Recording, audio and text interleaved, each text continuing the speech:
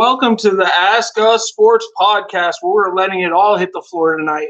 I'm joined by Kembo, Jay, Slice, and my man Viggy Betts up in the corner. Ken, how was your week? It was good, Shane. Thank you. I'm glad to be back. Just had a nice quiet weekend hanging out, and now I'm looking forward back at it. Absolutely. Andrew, how was your weekend, pal?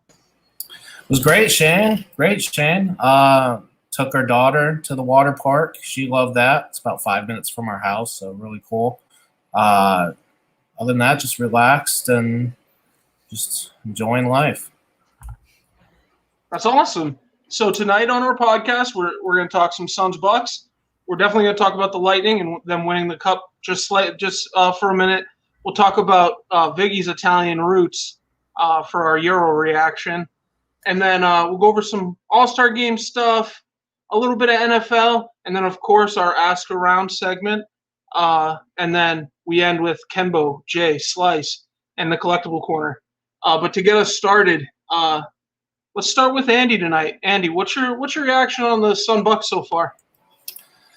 Kind of gone how I've expected it, Shane, to be brutally honest. I expected the Suns to come out storming out of the gate at least in the first game, and they ended up winning the first two games at home. And then, truthfully, I expected the Bucks to come out strong in Game 3, really put their clamp down defensively, and that's exactly what happened. I love the Bucks -4.5 the other night for Game 3, and that hit perfectly. I had a YOLO bet for that game, by the way, and it nearly hit. It was very close. It was the Bucks to win by 31 or more at plus 4,000, I think it was, or it was some crazy outlandish number.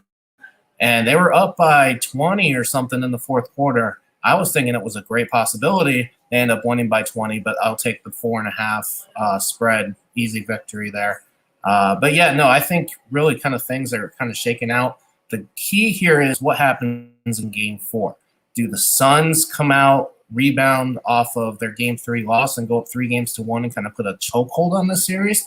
Or is it similar for the Bucks to the Brooklyn Nets series when they were down 0-2 and then came back to win the next two on their home court? And then it's kind of, we'll see what happens from there. So this really is kind of the telling game to see where this series goes. No, absolutely. I think the Suns come out in Game 4 and absolutely decimate the Bucks. I don't see Chris Paul and Devin Booker and DeAndre Ayton and company letting the Bucks get any kind of momentum. I think they kill it in this next game. What says you, Ken? Yeah, you think so, Shane? You think they're going to come out and really put their foot down? I kind of lean the other way. The Bucks are reminding me a little bit of what they did last series. With Atlanta anyway. They really got stomped in the first two games, and they came home and they took care of business. And it might just be that type of series. I mean, it wouldn't be unheard of in the NBA, but the Greek Freak finally really showed up in a big way. I think it was a 41-13 line the other night. And as Cheddar Bob said on the show last week, for the Bucks to really win this series, it's not about what the Greek Freak does. It's about what the other guys do, Chris Middleton and Drew Holiday. I think he said that, and I think that's really why the Bucks won. I think 21-9 in terms of points and assists for Holiday, 18-7 for Middleton. Both of those guys showed up. While I still do like the Suns in this series, the Bucks are certainly going to draw this one out. Is what my opinion is. So I like them, and I think this will go 6 or 7. I like them beating the Suns. I think this will go 6 or 7, and Chris Paul's gonna finally get it done this time. I think we have a much closer Game 4.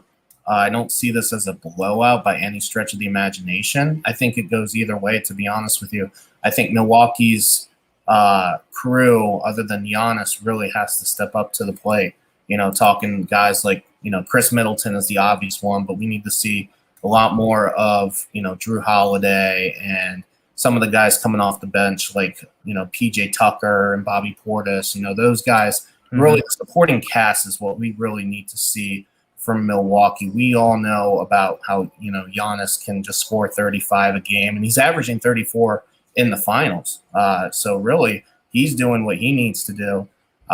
We need to see that again from Milwaukee to really see a 6 or 7 game series, because we know the Suns are going to come out blazing, so to speak, for Game 4.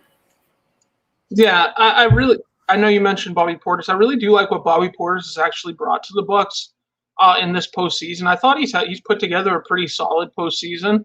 For a player that's kind of been written off, people didn't really like him in Chicago when he got in that fight with his teammate. He played okay, but he's really come out and shown that he's a pretty solid role player in these playoffs. I think he's going to be looking at a big payday coming up. But yeah, I still think the Suns, and I'm going to say 5.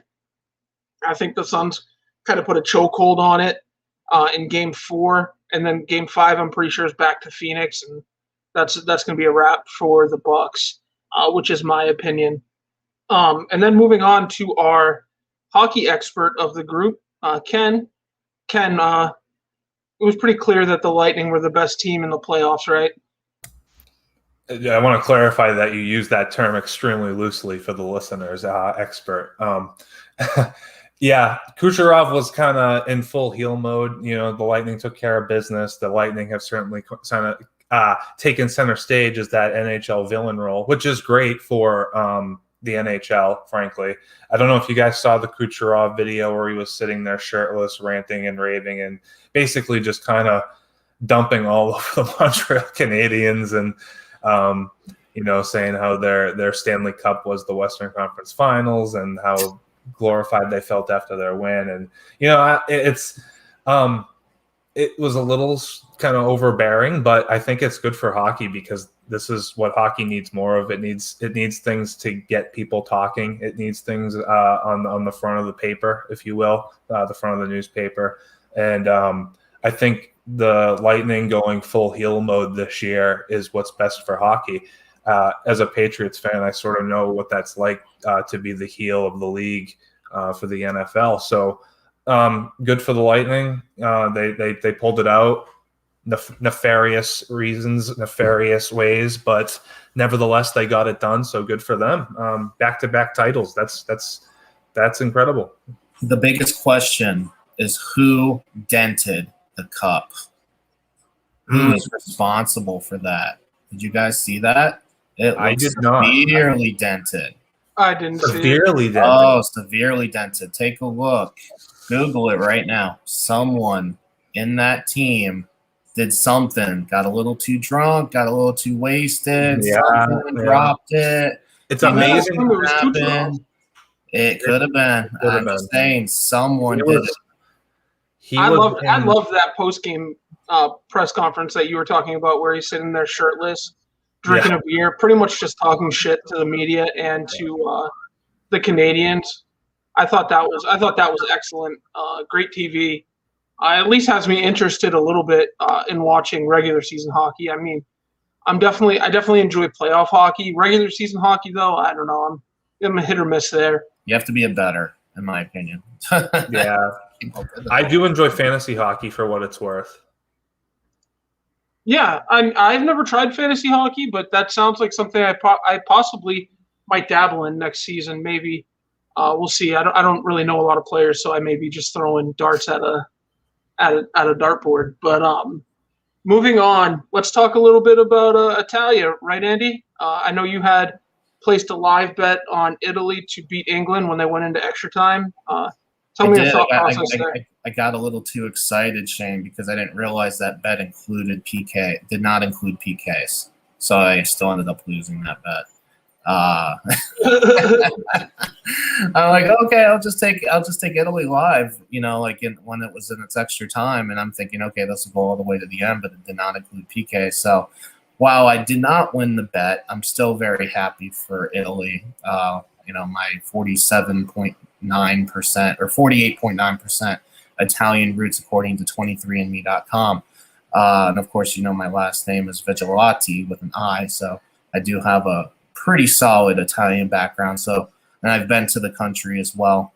Beautiful, beautiful country, especially the Tuscany area of Italy. Rome and all that is also beautiful. So very happy to see Italy.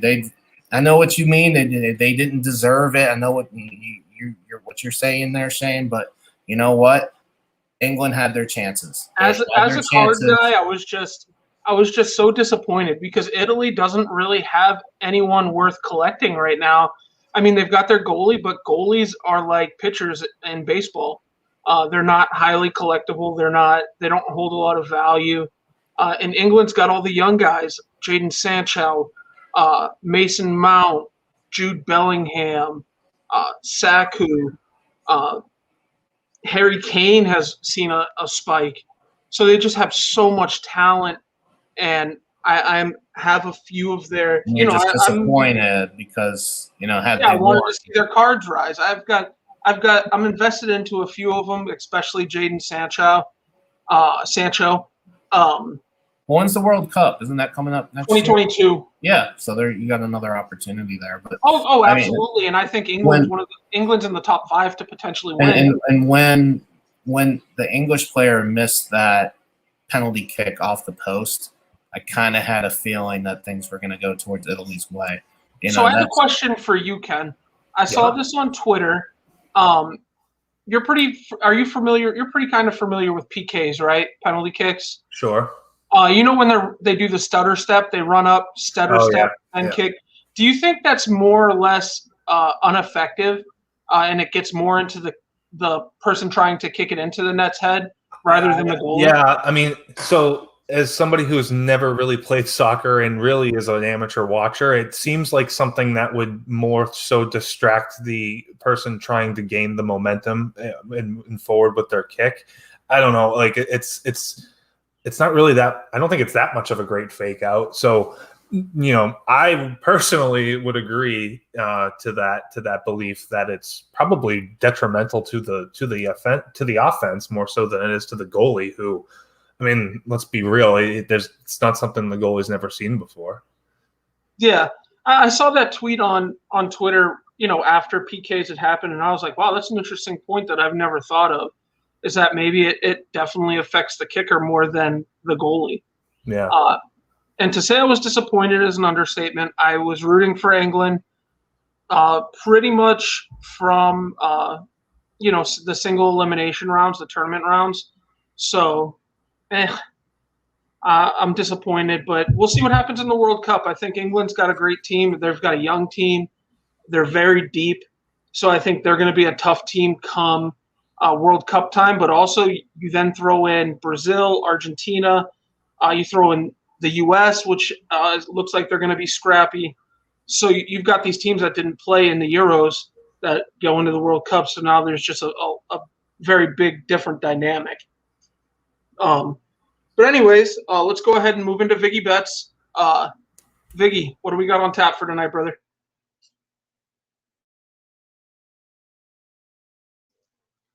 Andrew. Sorry, my bad. I was trying to figure out the All-Star game bets, man. So my All-Star game bets, I'll just put it out there. These are all for fun, okay? And I tweeted some of them out earlier.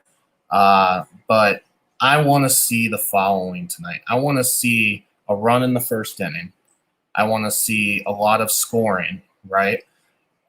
There's these FanDuel boosts, right? One of them being 15-plus runs in a game. I did that. The Ohtani or Tatis base hit in the first inning. I want to see that. And I have this mega parlay, home run parlay for Nolan Arenado, Freddie Freeman, and Tatis Jr., all to homer. If that happens, that's like a $3,000 cash on like a $5 bet. So it probably won't happen, but these are all fun bets that I just want to have fun tonight. I'm not worried about record. I'm not worried about, how I do. I just, if one or two of these bets hit, they're all plus money. So I'm just looking to have a little fun and make a little cash tonight. And the last one, if either team hits a grand slam at plus 1,000, that would be a nice hit for me as well. I like it. I was talking to Andy earlier, and I said, if this, I know it's not a bet, but if it was, bet Ohtani to lead off the AL with a homer and then pitch a clean inning in the bottom half of the inning, which I think would be would be fun. So that would cash at least 2 bets. I think 2 bets for me right there, just by that happening. Ohtani would get a base hit to start, and that would cash the Ohtani or Tatis hit in the first inning because they both lead off. And then the YRFI, which on DraftKings, by the way, is boosted to plus 100. Otherwise, it was like minus 150. It was pretty heavily juiced. Not bad. Ken, is there a fun bet that you would, if you could bet in Massachusetts, you'd put money on tonight? Oh, a fun one? Man, I don't know. I would love to just put something on the hype that's going in and around the Ohtani and Scherzer matchup. Personally, that's probably what I would just put it on. So I like Vic's call. I would probably put it on Ohtani. I like the Ohtani Tatis. Those are really the guys. I mean, that's a FanDuel boost, I believe. Yeah, I really like that. I really like that call. Actually, I as somebody who lives in the fantastic state of Massachusetts that is just completely blocking us out of any fun and just costing us all this money. I'm not really able to keep up with all that stuff. If I download the app, it's kind of more so sad to look at it knowing I can't do anything with it. So I would rather just not have it at all personally. But when that day comes, I know who to call. Moving into our MLB section, I just want to quickly touch on the All-Star game tonight. I tweeted out a picture of Vlad's glove tonight. And his glove is a special edition glove of him and his father when his father was on the Expos when he was a child. I thought that was a cool glove. It's blue. It matches the Blue Jays feel while still representing his dad and him. I honestly think it was an awesome touch. I don't know if you were able to see it, Ken, but it's Not sweet. yet, no. But yeah, I'll check it out. I'll search it on Twitter after. Yeah, go to Shane's page on Twitter. It's there. It's really cool. But moving forward, our home run derby reactions. I'll start off real quick and say that the one player that surprised me the most was a player that left in the first round, and that was Salvador Perez. I did not expect him to come out and hit 28 homers in his first round, and he still lost because he was up against Pete Alonso, who hit 35 in the first round. Worst draw of the home run derby, no doubt. I think that would have been a fun matchup at the end, Salvi versus Pete. I think that could have been maybe pretty epic. I thought the Trey Mancini one was still a good matchup. It was kind of feel good because Trey coming off cancer and everything. But Pete just dominated the home run derby.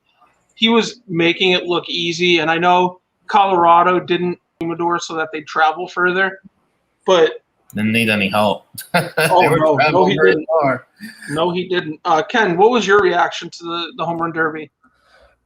So my reaction was kind of like the casual fans' reaction in that I really tuned in for the opening round matchup of Soto and Ohtani, and then this is going to sound bad. I kind of did other things while that was on in the background during the rest of the show. And that's such a casual baseball fan thing to say, but it's really true. I do know that the home run derby was great. It's a great time. Alonso is it seems like to be that new guy that you have in it every year, and he's just built for it. He's a horse. He's a house. The guy just absolutely launches homers. Frankly, I do not hate baseball. Get out of here with that take. Frankly, actually, I know this is a little bit of a hot take. I don't. It's kind of one of the edgy Kenbo Slice thing. I know. But I was kind of on the anyone but Shohei train last night, and that is, that's controversial. But so was Andy. Well, yeah, I had Soto defeating Ohtani in the first round. So that was my biggest thing. I know. So he's good for baseball. He's getting people to watch and talk about baseball, and that's all really good stuff. However, he's very, very he's on that LeBron James fast track towards overexposure, and I'm not really. I don't want that for him. He's going to be the next international superstar. He's a great guy. Everybody likes him. And inevitably what happens with all those types of athletes usually is ESPN hammers them into our brains to the point where none of us can stand him anymore. So hopefully that doesn't happen. They've tried with Ohtani already. They have tried, but it is. I don't know how long to keep this up for. Other than Ohtani versus Soto, do you think if it happened to be Ohtani versus Tatis in the first round, that it would have broke television? Yeah. I mean, Tatis in a home run derby would not be a wise decision with that shoulder. That's a good point. Yeah. Yeah. Why I'm sure he was invited. I mean, he was hanging out. He was. I gotta assume him and Vlad both turned down the home run derby. Do you guys agree? I would assume so. I think Vlad did for sure. Vlad must have. I mean, I would have expected. I like the guys that typically are the underrated talents, like the Matt Olsons and those types of guys. But Mancini was a great story, honestly, and somebody that in the back of my mind, I was like, oh, that's cool. It'd be nice to see him do well, and it'd be a really good feel-good story. And it pretty much it was. I mean, it was even. Oh, I enjoyed the home run derby. This might have been my favorite home run derby I've watched in a while. Like Ken, I was also doing a few other things while the derby was going on. I had it on, but I was also doing. I was working, and then I had a few other things I was doing aside from work. But overall, I thought it was a good show. They did well. The over home runs hit if you bet on that. I know Andy bet on that, and a few of my other buddies bet on that, and they were super happy that the over hit. What was the juice on that, Andy? Oh man, I can't even remember, to be honest with you. I didn't personally bet that. I did not. I think it was plus 240. Yeah, I think that's what it was, depending on the book. So Ohtani grounded out, unfortunately. And why are we playing shift? Why are we doing the shift in the All-Star game? Give me a break. Yeah, that was the second ground out. I don't know. It's kind of competitive, I guess. Bogart's going to hit a homer here. We all know that. I would be fine with that. That would catch my. But moving past the home run derby, we're going to go into our buyers sellers at the trade deadline. Andrew, I'd like you to lead us off. Who are some sellers you see at the trade deadline, and what do you think could be moved? Well, I think the biggest one right now is the team that's come out and really admitted it, and that's the Chicago Cubs. The Cubs were in May, early June, looking like they could be buyers at the deadline. They were playing fantastic baseball, winning the division, and then they just kind of fell off a cliff after they combined no-hit the Dodgers. And then here comes the Brewers, just really kind of making a run, and it looks like they're going to win the division now. So the Brewers will probably be buyers at the deadline. They could use a bat, to be honest with you. But from a selling standpoint, I think the Cubs are for sure sellers. Chris Bryant, Anthony Rizzo, especially Rizzo, who's on a contract year, and Bryant, and I'm trying to think of a couple others that for sure could be gone. I think those two for sure have a great chance of being gone. Javier Baez, I think my guess is they would probably want to keep him around, but they definitely have a lot of assets to trade. Maybe Craig Kimbrell being one of them that could be on the block for a contender looking for a closer. So I think the Cubs for sure. And then you got to look at the NL. Let's think. Let's go towards the American League East. Are the Yankees sellers? Do they have a chance in the second half of the season? I think the Yankees could be potentially sellers. Where is Gleyber Torres? Is Gleyber Torres going to be on the block? So a lot of these teams that we thought could be buyers, like the Cubs or the Yankees, might turn out to be sellers. And on the flip side, like we talked about, the Brewers could be buyers. The White Sox are definitely going to be buyers, I think, at the deadline. Maybe the Oakland Athletics could use a bat as well. Maybe Trevor Story, who knows? I think as we get farther along here in the month of July after the All-Star game, we're really going to see things pick up. Ken, Andrew quickly touched on Javier Baez. Are you believing that he might get moved? Do you think the White Sox could be a suitor for Baez? Yeah, I think, Andy nailed it. I think all those Cubs guys are potentially on the market. I think you could see guys like Bryant potentially going to, like the Mets or something like that. Kimbrel to me screams Toronto, just because Toronto is in desperate need of back-end bullpen help. That's a humongous hole for them. They have 7 different relievers with saves. I don't think any of them have over 6.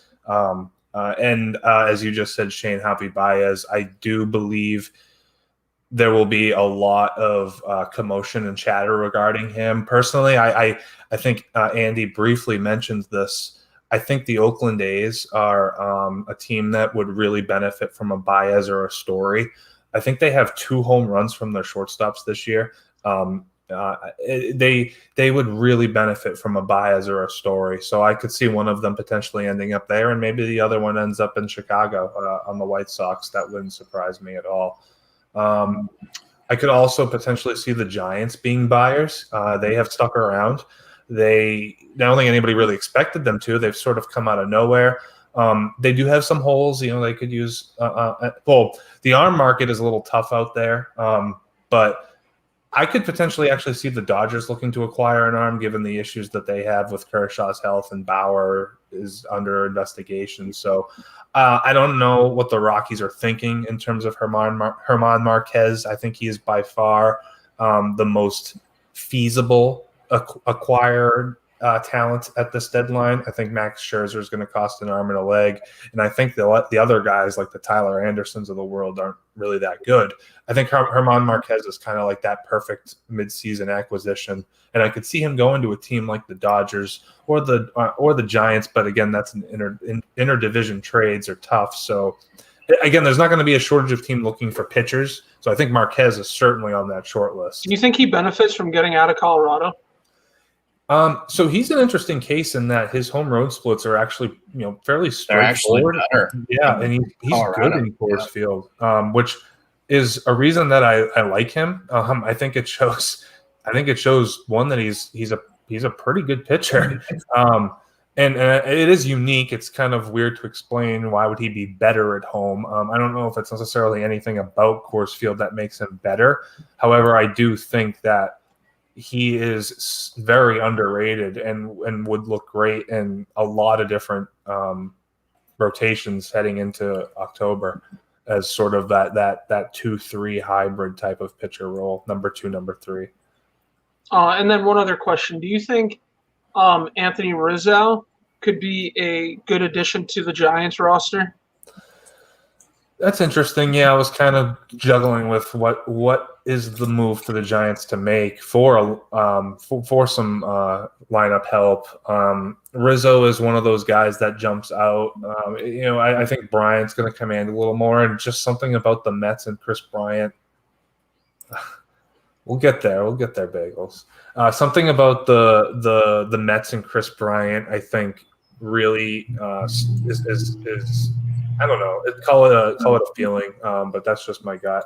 And I could see Rizzo. Yeah, Rizzo's going to go somewhere that's in need of that, first baseman, middle of the lineup type of power bat. And I think the Giants are certainly that. They need a masher that's got that October experience. And where are you going to put Rizzo though? Because you have Brandon Belt there in San Francisco. Yeah, but Brandon Belt has played outfield in the past, so I'm not 100% certain who the Giants are trotting out there. I feel like Belt would go to either right or left field, because I think Yaz is in one of the corners, but I mean, you can move him around. He's got center experience.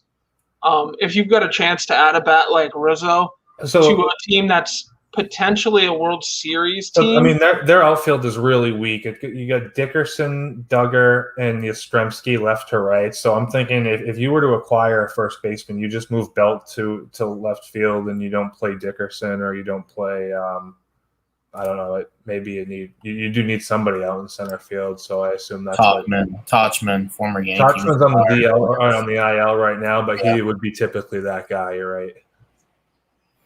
I think Rizzo in San Francisco makes sense because it adds a little more pop to the lineup.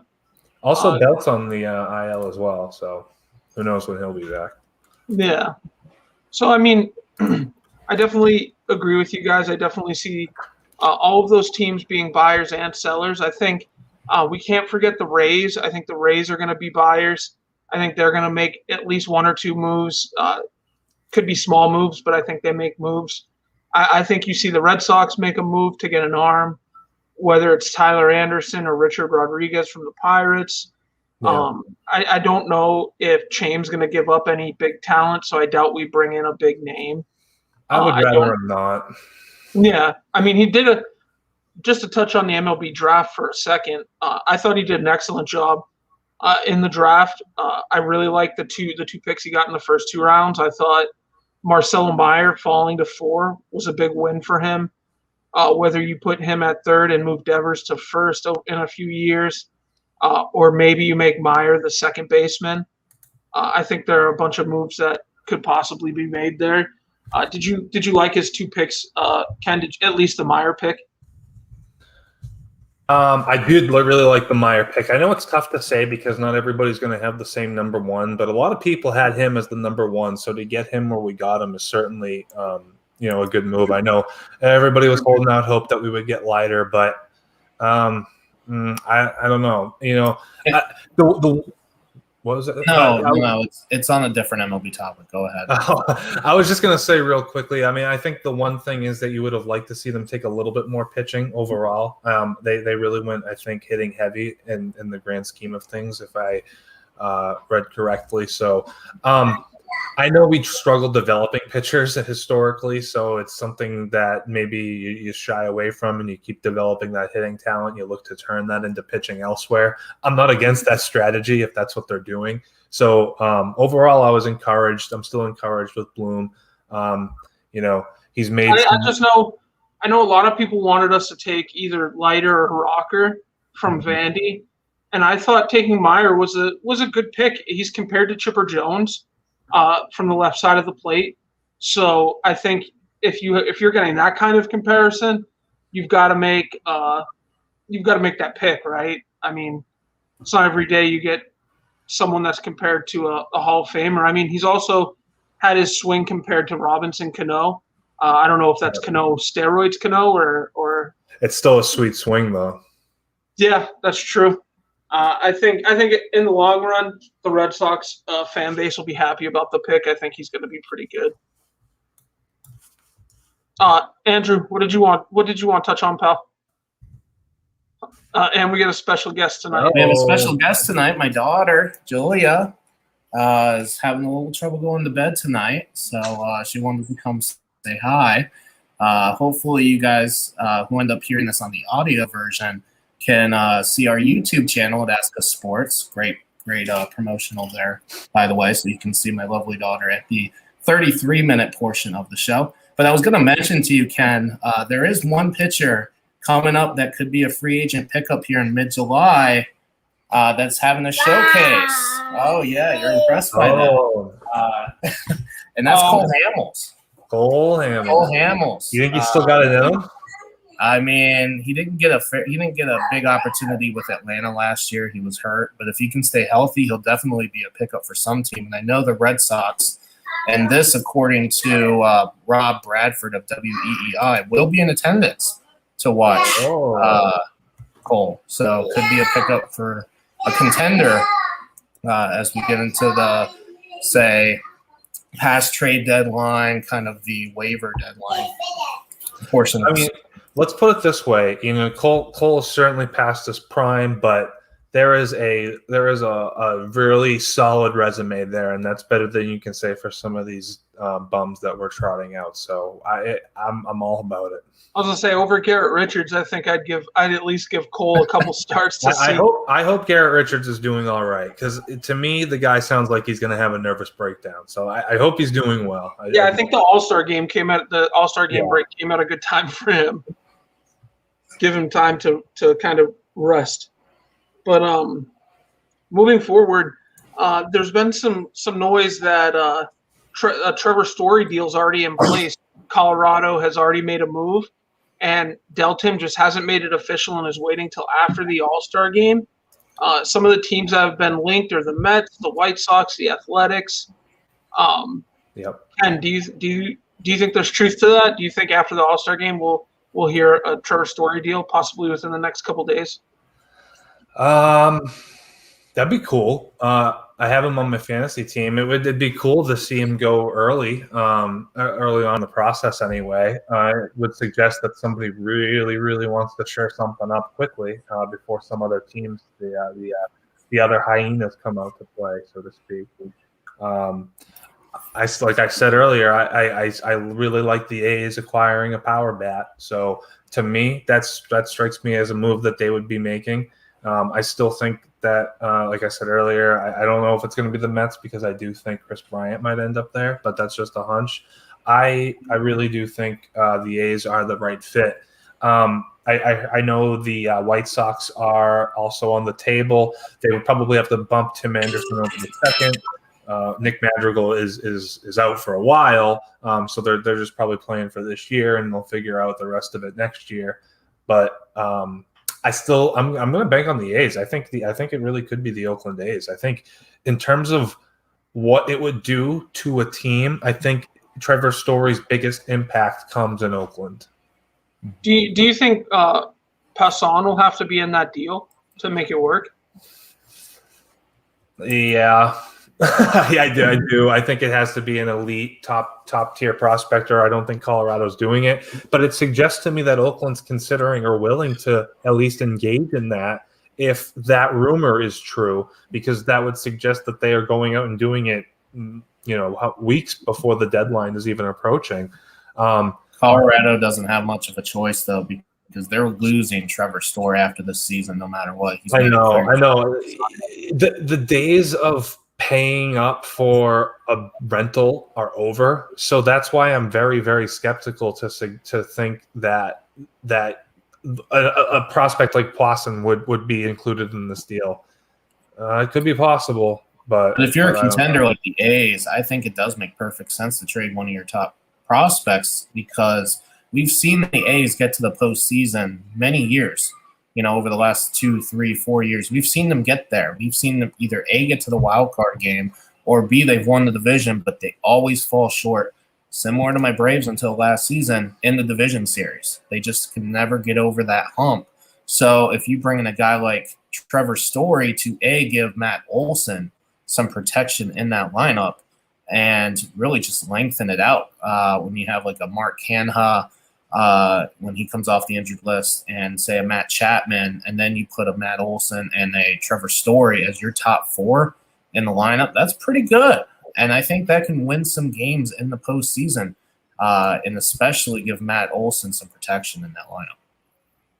I like Trevor Story in Oakland. I think that makes them a very, very big contender in the AL. It definitely pushes them ahead of a few different teams. I think Story adds just a different type of power bat that they haven't seen in a while. Someone that can hit for average power, almost like Miguel Tejada back in the early 2000s. That's kind of what I would compare Trevor Story to. But moving forward from MLB into the NFL, I have a question for you, Ken. If the Cowboys struggle this season and don't make the playoffs, do you think Jerry Jones moves on from Mike McCarthy? Wow. I'm sorry. I just got slightly distracted. Real quick breaking news announcement in terms of ECBC. There is a break going on twitch.tv/LameOvereen. He just pulled a Mike Trout autograph. No way. Liam just pulled a Mike Trout autograph. That is. What was it out of? I don't know. I can't really tell, but that's awesome. That is crazy shit. No, that is insane. That is crazy shit. All right. But in terms of your question, Shane, I think so. I mean, and the reason I say that with Mike McCarthy is he's not that good of a coach. I don't think anyway. And I'm not sure he's qualified for the job that he has right now anyway. I mean, it was a disaster, a flaming disaster in Green Bay at the end of it. The thing is, though, I don't think Dallas is going to struggle. So to me, the question is, are they going to fire him if he struggles? Yes. But I don't think they're going to struggle because I actually am buying into the hype that Dak's going to win Comeback Player of the Year and possibly even contend for MVP. I think they're going to win the NFC East also. I think comfortably as well. I think they're the best team in that division. I think between Dak, CeeDee, Amari Cooper, and Ezekiel Elliott, that offense returns to form, or at least takes off where it left off before Dak got injured. And I think you're going to see good things for Dallas. To be honest with you, that's my prediction. I know that doesn't answer your question. So to answer your question, Jerry Jones has no tolerance. So, and I think Jerry Jones has the same expectation I do. So with that said, yeah, he's going to can them if this team goes anything under 8-8. He's done. Oh, I said 8-8. You saw what I did there. Now I can flip it. If the team goes under 500, he's done. He's toast. They have to make the playoffs. Real quick before I get to your thoughts, Andy, Ada Bagel said it's a 3 of 15 Mike Trout auto out of Topps Chrome. Yep. That's pretty insane. That's a huge hit for anyone that collects baseball cards. Congrats to who landed that.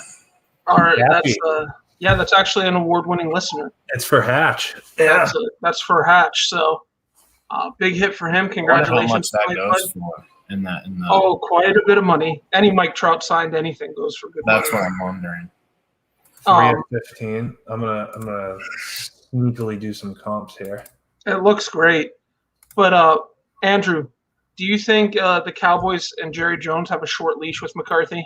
I doubt it. I mean, how long did Jason Garrett stay on as head coach in Dallas? I mean, so the reason I asked this, because I kind of figured you'd hedge your bets that way.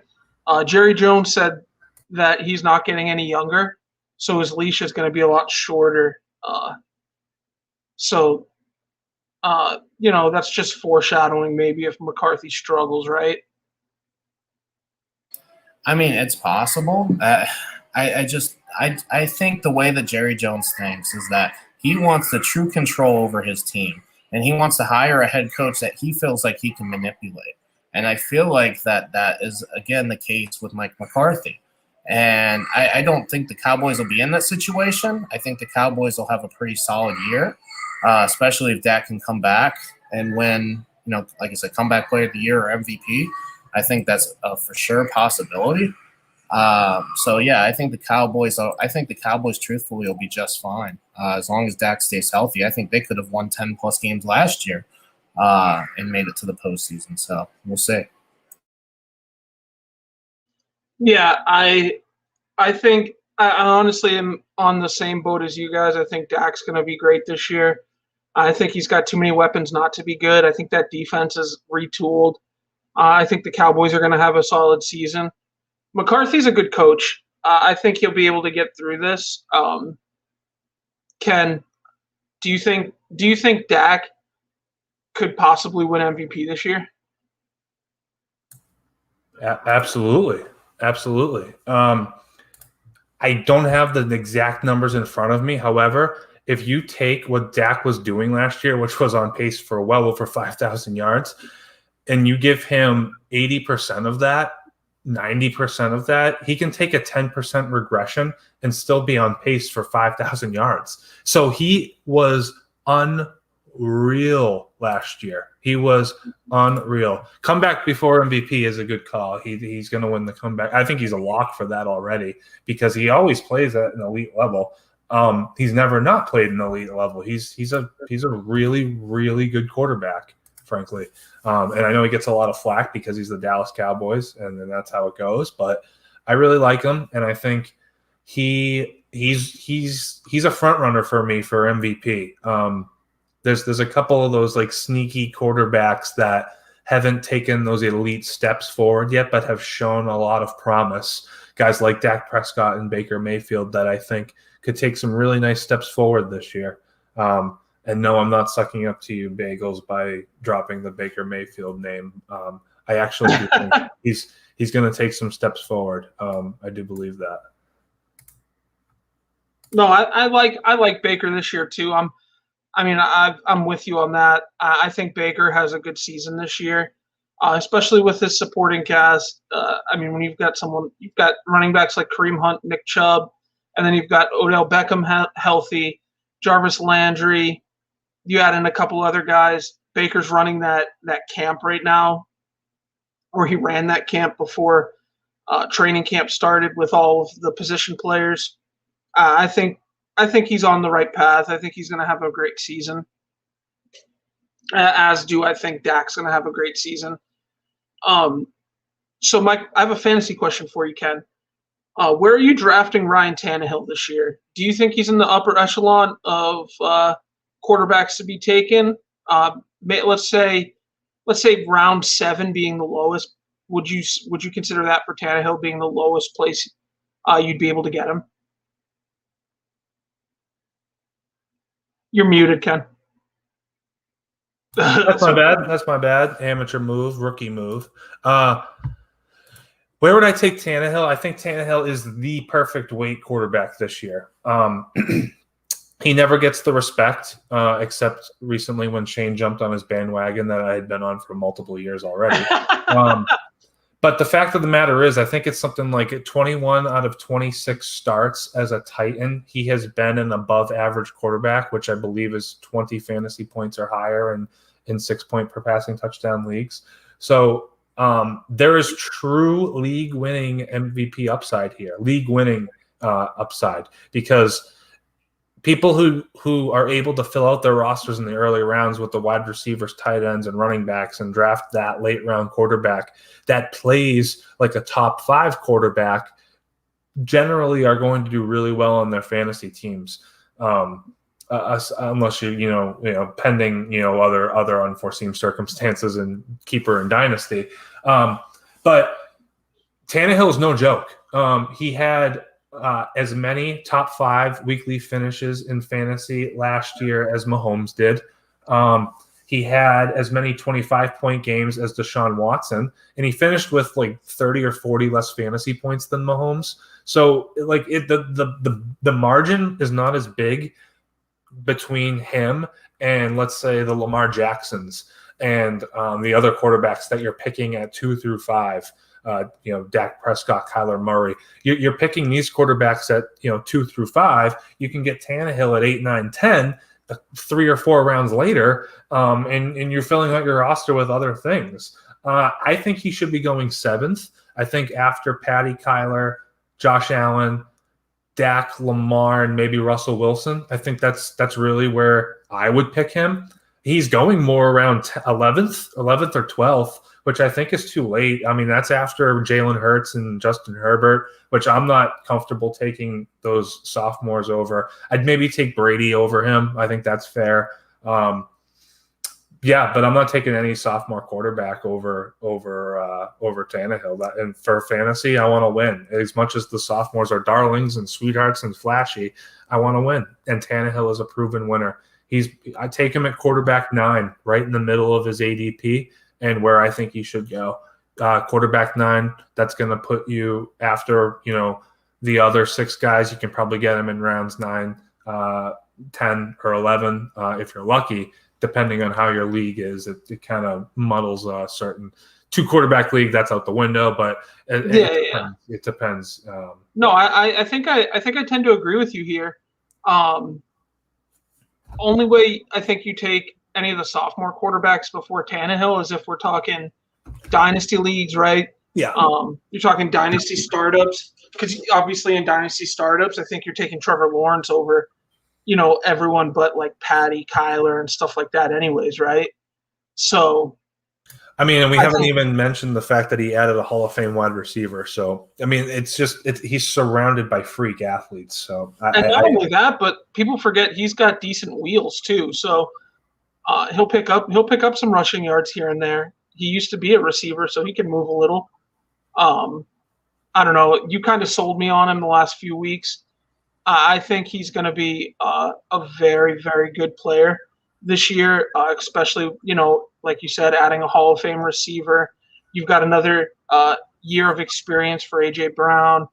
You've got Derrick Henry back there. He's just got so many weapons. It's so crazy. This Titans team is going to – if they pan out, it's going to be I don't know. They could be one of the best offenses that has ever played in the NFL. I don't know if you're willing to go that far, but the defense just needs to be serviceable, and I think it is. So yeah, and they drafted a corner, a good corner, Farley. So they're definitely, in my opinion, a sneaky Super Bowl team. and I guess we'll move down to Aaron Rodgers. Ooh. Do you think he's going to play? I saw a clip with when he was playing golf with Brady, and Brady was on on some live thing with Gronk, and he said something like, "Oh, Aaron Rodgers is supposed to be the leader of the Packers or whatever," and it made Aaron laugh or whatever. Do you think Aaron's coming back at all, or do you think this is Jordan Love's team now? I'm not going to call it Jordan Love's team, but Aaron does have the leverage. I mean, Green Bay camp opens up around 3 weeks. Packers fans are going to be, foaming at the mouth, if you will, after not coming home with it last year and being so close and so dominant. They're going to expect the same thing this year because it's not that much of a different roster. And I expect Packer Nation is going to get a very good look at an offense without Aaron Rodgers at the helm. And they're going to get to see what Jordan Love looks like. And to be frank, it's going to probably stink. So Rodgers isn't going to be worried about fines or culture or anything of the sort. He sees what Tampa Bay has done for Tom Brady. He sees that these teams are being put in positions to win, and that is what he wants. That's a lock. That is what he wants. He wants the same thing that all these other quarterbacks are able to get. Even Lamar Jackson gets it in Baltimore, who hasn't done anything close to what Rodgers has done. But he's doing what's best for him, and that's fine. I think he's earned it a little bit from a franchise who has not given him everything that he has deserved for success. Though, as you know, I am not an Aaron Rodgers supporter. I'm not a big Aaron Rodgers guy. But if Jordan Love is somehow good, that's when the story gets interesting, because that's when Green Bay might not need him to come back as much, and maybe you do see them a little more prone to trading. But is Jordan Love going to be good? I don't know. I don't think so. I hope so. I don't think he is. I made a small investment in him just in case. Andrew, what do you think happens with A-Rod here? You think he's gone? Well, I hope not from a fantasy standpoint. He's my QB1 in my dynasty league. So I had to draft Trevor Lawrence just in case. But truthfully, I think the Packers are preparing that way, signing Blake Bortles in the offseason. And, they did invest in Jordan Love and whatnot. What was it? Not this offseason, but the year before. So I think they're definitely prepared for it. I think it would be in Aaron Rodgers' best interest to come back. I think he would be owing the Packers a lot of money if he decided to stay away. I know Aaron Rodgers has a ton of money, but he's going to be in his mid to late 30s. He's not going to be making $35, $36 million a year every year after he retires. I'm sure he'll be pretty wealthy after he retires, but man, you have a small window to make all this money, and I just think it would be stupid of him to give that up. He still has a great team around him, right? All the receivers in the world, Devontae Adams, especially. I really like the tight end that they brought in last year, Shane. He's one of your boys too, and I'm trying to remember him off the top of my head. Robert Tonyan, yeah. So he's almost he could develop into one of the Kittle, Kelsey type of tight ends in this league, and I think Aaron Rodgers has a lot to do with that. I get why Aaron Rodgers is upset, maybe philosophically with the organization. I know from a standpoint he was very upset at the coaching last offseason, or what turned into the offseason in the postseason game last year in the NFC Championship.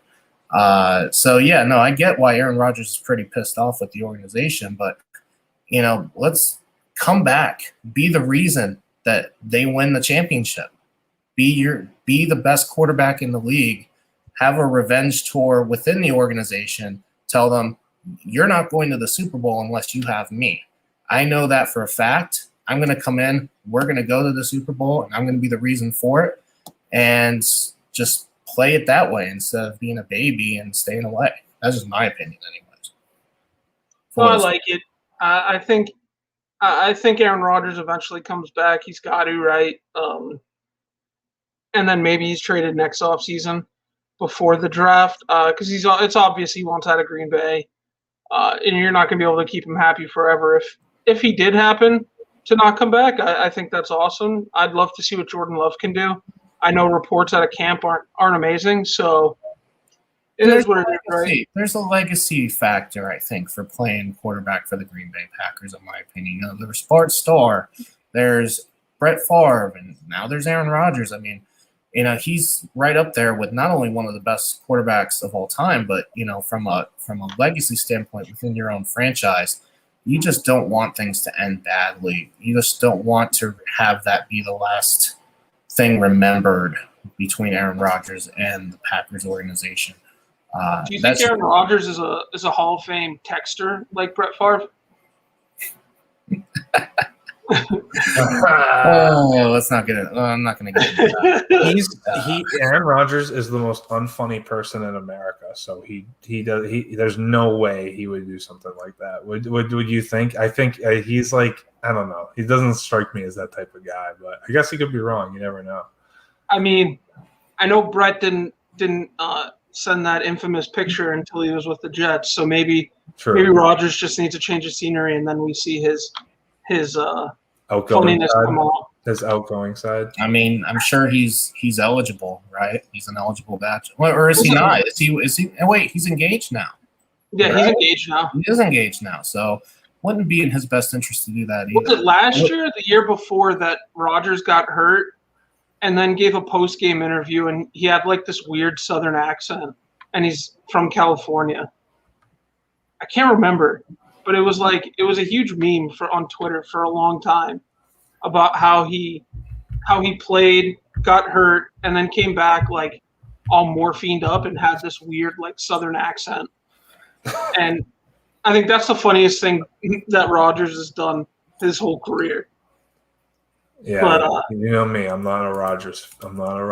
Yeah, you're not a Rodgers guy. I just need him to come back so he can score points on my Dynasty League team. Otherwise, I'm going to have Trevor Lawrence. I'm going to need Trevor Lawrence to step up big time if that happens. See, Bagel saying Dude dated Danica Patrick because he did.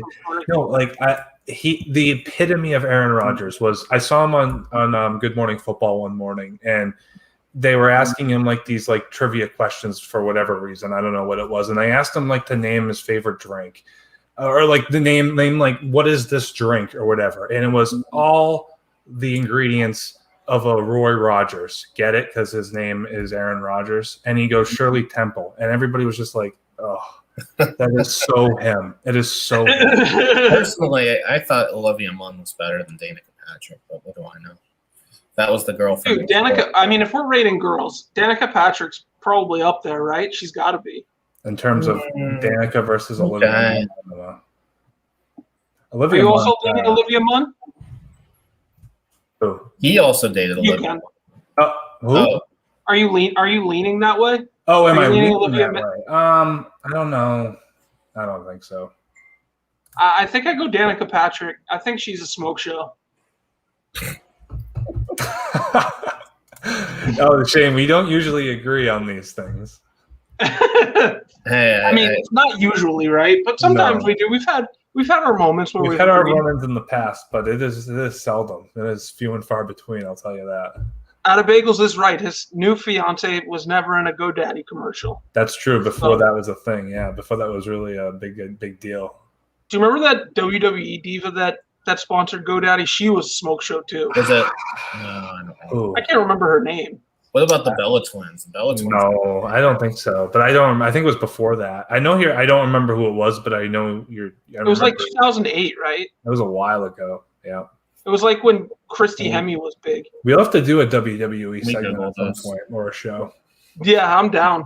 Or AEW, but yeah. Moving on to the Ask Around segment, which is the best segment in the show, in my opinion. Andy hates it. I was Yeah. hoping you guys would have just done it while I was gone. I had to take We just debate each other, and then you she just was hyperventilating, so I think she needed. We just debate She's each other, got and that. then we just decide to give you the loss every time. No, I would get the point every time. So our first one, I thought we were going to talk about where Ryan Tannehill was going to be drafted, Shane. I thought we already talked about it. We did. Oh, we did? Okay, I missed that part. Where are you drafting him? Where are you drafting him, Vic? Oh, I'm drafting him number 1, baby. Come on now. No, that's Yeah, what he's Shane my said QB. last week. He's taking my takes. He is. So moving on, getting back on track, our first debate will be between Ken and Andy. What else? It's going to be wine or beer, but it's got to be a summer wine or a summer beer. I'm not familiar, so I'm going to take your word okay. for whatever you choose, unless you pick something like cranberry beer or something that sounds like it's from the winter. But I will give Ken beer, Andy wine, only because I hear Andy's a big wino. So, Andy, I'm going to make you start here. Let Ken do a little research on what beer he wants to pick. I'm sure he already knows what beer he wants to pick. But Andy, you're going to start us off. Okay, well, so wines, the big advantage for me in living in Northern Virginia, there's a ton of wineries, and so that gives me a lot of opportunity to sample a good amount of wine. For me personally, I'm a huge red guy, but red doesn't always play in the summertime. Typically you want a summertime wine that is white. It's usually a white wine. You could also have rosé in the summertime. But for me personally, from a white wine standpoint in the summertime, I'm a huge Sauvignon Blanc fan.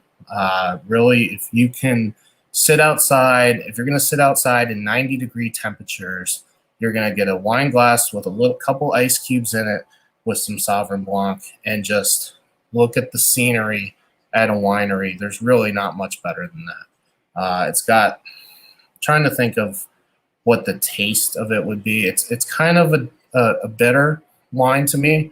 I'm not a huge fan of the white, say, fruity type of wines. I'm more of a bitter, more so blendish white wine kind of person, and that's to me what Sauvignon Blanc is. It's not fruity in the sense, so I really like that, and it just comes across as fresh. And when you're sitting outside with a group of friends, whether you're at a winery or whether you're out in the backyard patio wise and just chilling, and that's to me, it's been so hot here in the Mid-Atlantic. It's been 90 plus degrees every single day, and the humidity makes it worse, to be honest. The heat index, I think today the heat index was like 101. It was just god awful. So if you're going to be outside, you're going to be doing one of two things.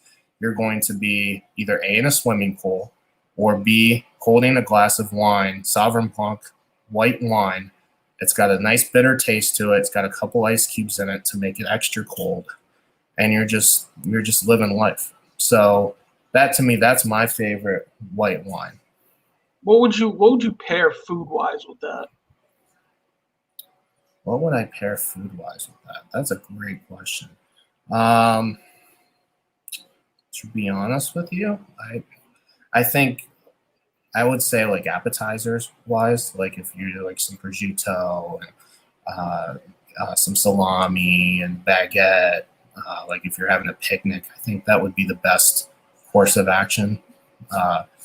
For me personally, I would be doing all three of those things. I would be eating prosciutto, eating salami, eating, say, pepper jack cheese, that with a baguette, drinking the white wine, Sauvignon Blanc, and being in the swimming pool. I'd be doing all three of those at once in this 90 plus degree weather heat. It's something I can picture doing on the weekends with family and whatnot.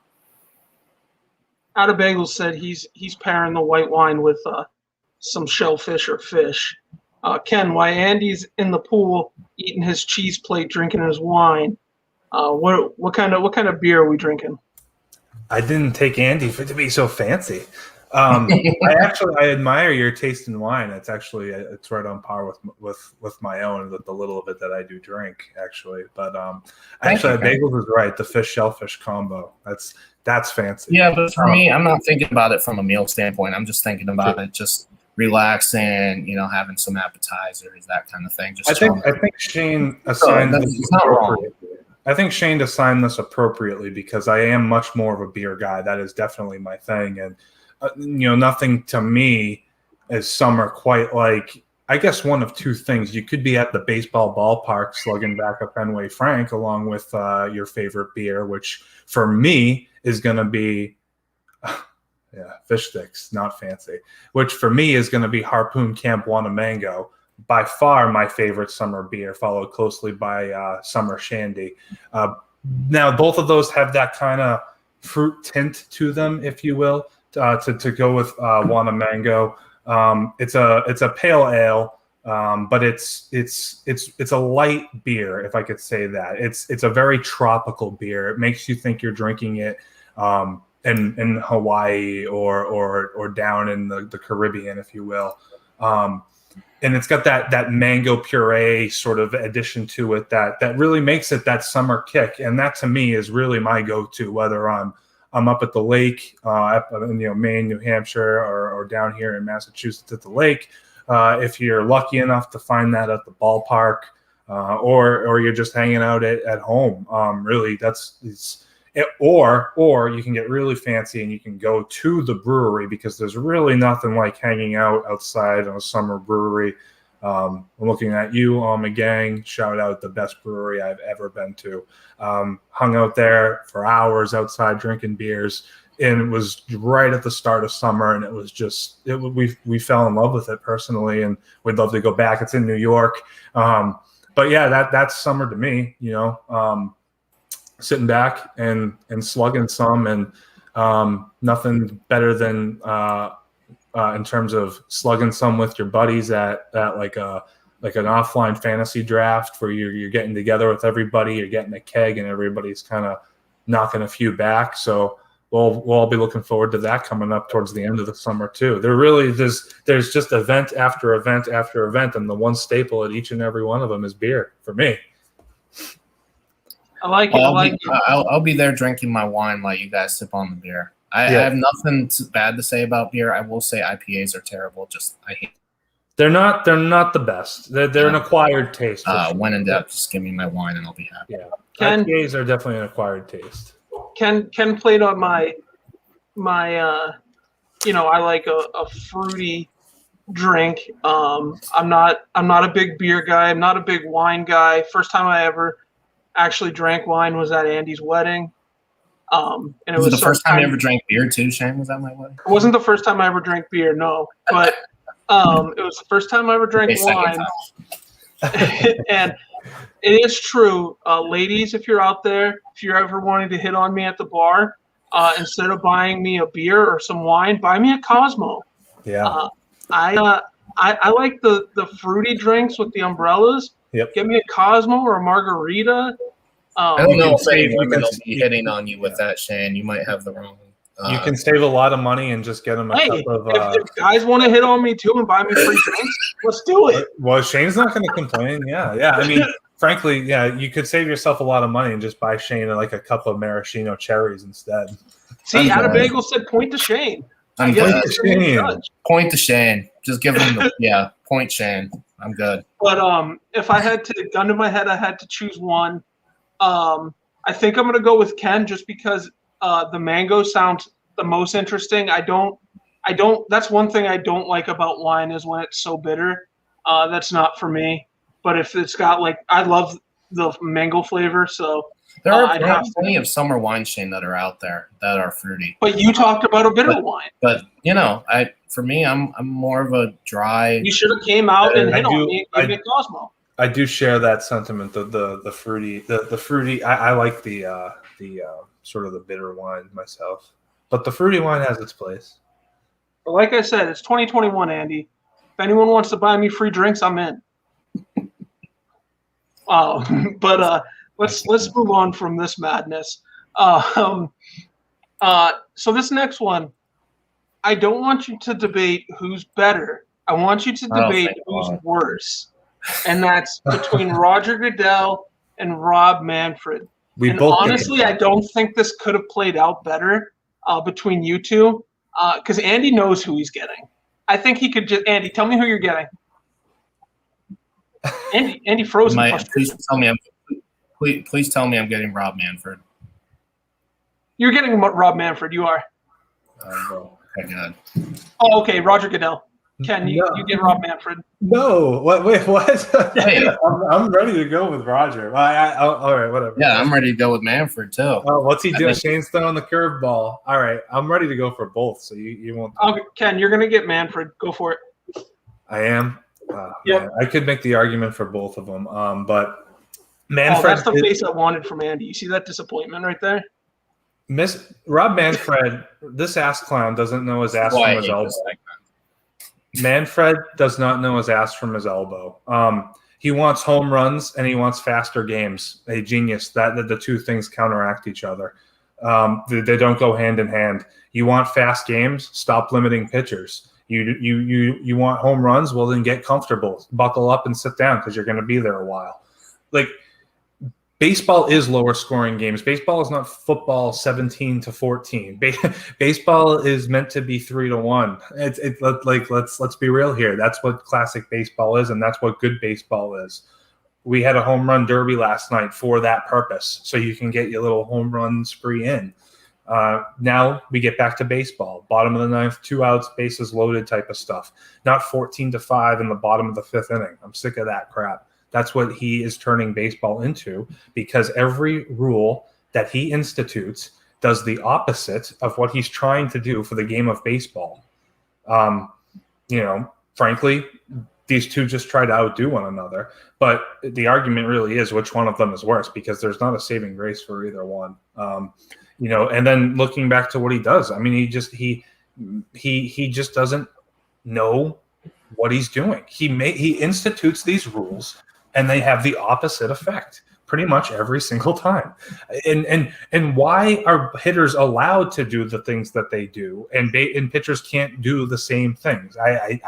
I haven't figured out a way to understand it. He wants to maintain the game of baseball, but he doesn't care about whether or not baseball is even played the same way, or whether it's contested under the same rules. We're now changing rules haphazardly. We're talking about getting rid of the extra inning base runner. That was fun for 1 year. Like, what are you doing? Are you putting any thought into the decisions that you're making?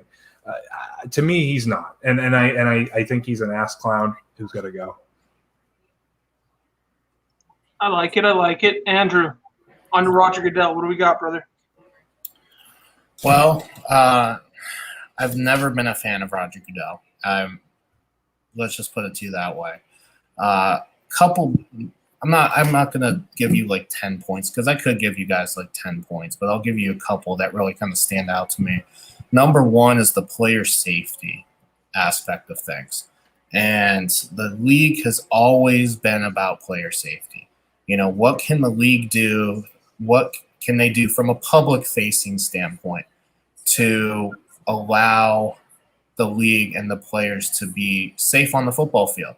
And yes, they've updated some technologies from a helmet standpoint and whatnot. I won't get into that. But to me, adding a 17th game, while us fans love it, I just don't think it sends the right message to the players, saying that their safety is the most important aspect for the league. Another game, another opportunity for players to get injured. Significantly, by the way. Football is the most brutal sport out there. It's just the most physical sport out there. And you're adding another game while you're shortening the preseason. So not only are you adding a 17th game where you're going out to give 100% max effort for your body, and believe me, if you don't put 100% max effort for your body in the NFL, you'll get hurt even worse. So it's not like you can say, well, they just don't play very hard. Well, that would make it worse for you, essentially. So that, for me, is the biggest reason. And then, like I said, decreasing preseason games from 4 to 2. To me just doesn't make sense at all, because you need that preseason action, to be able to get your timing down, to get your reps. And, to me, by shortening that and then adding another game at the end, just to me doesn't make any sense. If you're valuing player safety, that just to me does not scream the best move.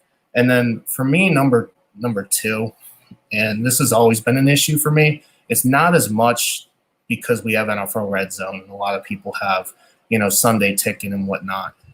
And also, I don't necessarily live in a state, where my favorite team plays, but, I hate the blackouts. I always hate the blackouts, so that it makes it harder for you to watch your team, right? Again, it's gotten easier as technology has advanced over the years, but to me, growing up, it's always been a problem for me. Well, I can't watch the Steelers game because, the Ravens are local, right? So, and the Redskins are local. So if the Steelers are playing a 1:00 game against Tennessee, I have to be lucky in that the Ravens have a bye week, or they play Sunday night, or they play Monday night. And that's the only way I get to see my team. And I think Roger Goodell's got to figure that out. He's got to figure it out so that it's easy for everybody to be able to watch their team and not just subscribe to Sunday Ticket or, have NFL Red Zone, because you still can't really watch your team when you're watching Red Zone. You're watching all of the touchdown plays, but I want to be able to see my team too. So to me, I think the marketing issue with that, being able to have everybody have access to their team on Sunday at 1:00 for me has always been a button issue, and they just haven't never really figured that out. So those are the two things for me as to why he's never been a really good commissioner for me, figuring that out. And he's never had a good relationship with the players either.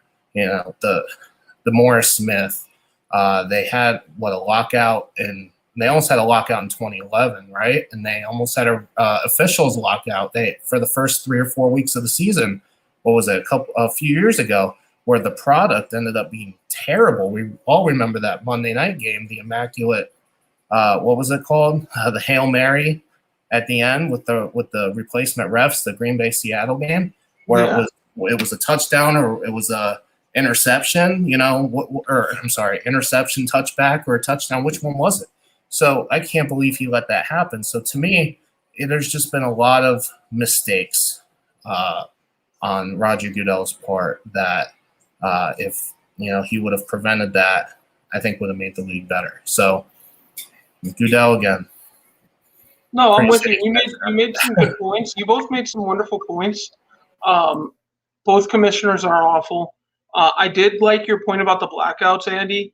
I thought that's a big problem in baseball too. When you subscribe to the MLB package, and for me specifically, I love watching the Red Sox commentators. I love Jerry Remy. I love, I used to love Don Orsillo before he went to the Padres. Dennis Eckersley's been great. But when they're in Tampa, I have to watch the Tampa coverage. I don't like that. I think if you pay for MLB TV or the MLB package in general, you should be able to watch your team's coverage. So I thought that was a good point. I'm going to lean point Andy here, but you both made great points. I think either one of you could have won this one. Manfred's trash for he definitely slowed the game down, like Ken said. All these homers, people are going to tune in for a 2-1 game, right? When the Red Sox got mashed like 18-4, I was tuned out after they were down 10. So, like I said, you both made good points. I'll lean Andy on this one. Ken, real quick, I want you to give us 2 topics to debate. I'm going to go back for the 2-peat on Andy and beat him again. I want you to give us – it could be something on the script we haven't done, or it could be something completely random. It could be food. It could be anything. You pick. I actually really liked one of the script ones. I'm going to stick with it. Let's do it. All right. Because I actually was reading through it, and I think they're both actually – this is actually a really good debate, I think, because both of them. So and I think there's a way that this debate should go, and I think that's the way it should go. But I want to hear Davante Adams versus Michael Thomas. And the reason I want to hear that is because let's make a little play on words here and say Aaron Rodgers does in fact get traded somewhere else, and it is Jordan Love throwing to Davante Adams, and it's a combination of Winston and Hill throwing to Michael Thomas. Both of them obviously have made claims to fame playing on the backs of or playing alongside Drew Brees and Aaron Rodgers. So who's the better receiver? I want to know who's the better receiver. I know which one I like better, but I'm not going to make that I'm going to be unbiased, and I want you guys to convince me which one of them is the true better receiver, independent of the quarterback that they played with, who is inevitably a Hall of Famer. Davante, I think, is going to go to Andy, and Michael Thomas, I think, is going to go to Shane. And let's see. I think, well, who started the last one? Was it Vig? So Shane will start this one, and Vig will go second. All right, so I get Michael Thomas. I like that. You do. So Michael Thomas has been an underrated receiver, in my opinion. I know he played with Drew Brees, and obviously he was one of the best receivers in the NFL. But I mean more so coming into the NFL, he was underrated coming out of Ohio State. At Ohio State, he never played with a great quarterback. I don't even remember who his quarterback was. Maybe I don't even think he played with Terrell Pryor. So whoever came after Terrell Pryor, was it Braxton Miller? Was his quarterback. His freshman year obviously was a non-factor. He had 3 receptions for 22 yards. He played in 11 games. He rarely started. But going into his sophomore season, you saw a big increase. You saw him get 54 receptions for just 1 yard, 799 yards, 1 yard under 800. And he had 9 touchdowns. And then he doubled up on that and played 13 games his junior year and had 56 receptions for 781 yards and 9 touchdowns. He was just always a very reliable receiver at Ohio State. And he kind of came into the NFL underrated, in my opinion. Where was he drafted? He was the 47th overall pick in 2016. And he played amazing his rookie year. He had 121 targets, 92 receptions, 1,100 yards, another 9 touchdowns. He 2017 had 1,200 yards, 100 receptions, 5 touchdowns. Then he goes and gets 125 receptions, 9 touchdowns, 1,400 yards. And then he has a career year in 2019 and has 149 receptions for 1,700 yards, another 9 touchdowns. That's a recurring theme, is he's always getting 9 touchdowns. And if you can account for 9 touchdowns on a season, I mean, you're golden, right? You're in there. You're in the money. And he's getting over 100 receptions. Last year he fell off. He only started 5 games. He was injured. He had 40 receptions for 438 yards, 0 touchdowns. So obviously, him being hurt he really struggled with that. But in the playoffs, he was excellent too. I'm trying to find his playoff stats. Hold on, give me just a second. In the playoffs, he was excellent too. 15 receptions in 2017, 216 yards. Another 16 receptions in 2018, 207 yards. And that's in 2 games. 7 receptions for 70 yards in 2019. And then in his 2020 playoff game, he had 5 receptions, 73 yards, and a touchdown. So he was effective. And that's what you want in your number 1 receiver. You want someone that's effective. You want someone that's going to be able to catch the ball. He's obviously reliable. He's getting over 100 balls a season. I mean, honestly, if I were to compare him to someone, I think he's a modern age Marvin Harrison, right? Someone that you can throw the ball to, is going to catch the ball. He's got great hands, doesn't drop it often, and he's going to score you touchdowns. I think he is one of the best receivers. I think you may see him traded out of New Orleans. I know he talked about wanting to leave. So maybe within the next year or two, you see him leave New Orleans. Maybe he goes to a team with a better quarterback. I'd love to see him go to Jacksonville with Trevor Lawrence and see what he can do there with Urban Meyer. Reunite with Urban, see what happens. Kind of, fuck shit up there. But overall, I think Michael Thomas is the better receiver and will prove to be the better receiver without Drew Brees. You were right, by the way. It was Braxton Miller and Cardale Jones, I believe, were his quarterbacks. Yikes. But so he won a national championship with Cardale. There's another one to my point. He's won a title. All right, Andy, what do you get to say about Davante Adams? Well, Davante Adams, to me personally, is one of the best, if not the most reliable receivers in this game. I mean, it's kind of hard to say, well, what would he do without Aaron Rodgers? Aaron Rodgers has been in and out of the lineup, but not necessarily over the last couple of years he's been in and out of the lineup. So to me personally, I think there's enough talent to be able to say, well, hey, nobody's going to double team Davante Adams in Green Bay. Even say if Aaron Rodgers isn't there, because for me it's be easy to kind of to rattle a Jordan Love or a Blake Bortles, if that makes sense. If one of those guys is throwing to Davante Adams, and to me personally, it probably would be Blake Bortles if it wasn't Aaron Rodgers, because A, Blake is a veteran, and two, we haven't seen a lot of rave reviews from Jordan Love so far in training camp or in minicamp this year. So Blake Bortles to me is a veteran who knows how to get the football to his star receiver. So I don't think whether it's Aaron Rodgers or someone else, I don't think it's going to be an issue for a guy like Davante Adams, who has had double-digit touchdowns in 4 of his last 5 seasons. A league-leading 18 touchdowns last season, was just Mr. Red Zone. And to me, if you're a quarterback not named Aaron Rodgers or Drew Brees, and you're looking for a guy who knows he can score and has that pedigree of getting into the end zone, you don't want anybody else other than a guy like Davante Adams, who has 62 career touchdowns in 7 seasons. So, to me, he's a guy that will get into the end zone. And that's what it's all about.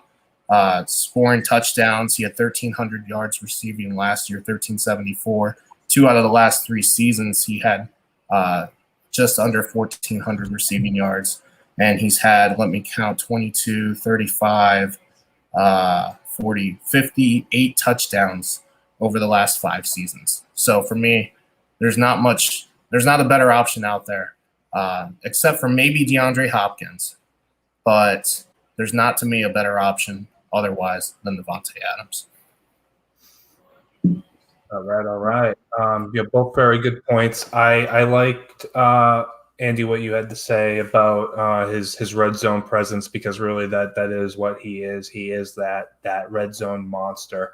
And frankly, whoever's throwing him the ball would be stupid not to continue that trend. And as far as Michael Thomas, I agree. I've always kind of had a soft spot for him because he sort of always struck out to me as that elite talent that was really not hyped to the point.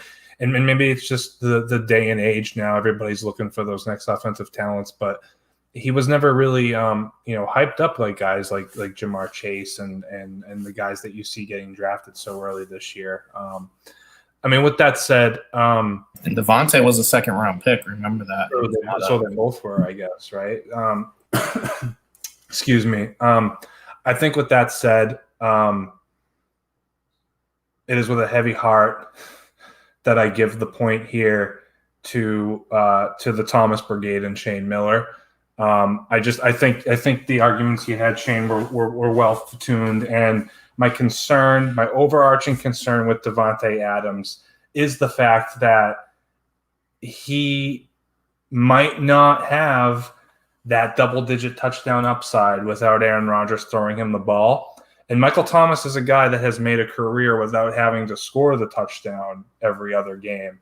And I think given the fact that over the course of their careers, when you have Thomas matched up, I think in terms of being a more polished receiver, Shane is right. He's got the edge over Adams.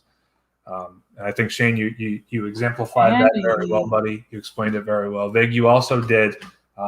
I'm conflicted every time I have to make this decision. I really don't like mediating this.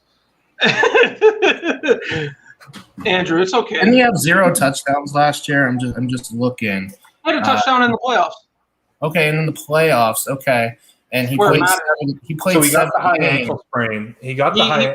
He started 5 games. He got the high ankle sprain, and then I do recall that he came back specifically for Drew Brees. Yeah, because Drew said he was going to retire after the year, so he And then forced didn't himself. Drew to get come back. hurt last year?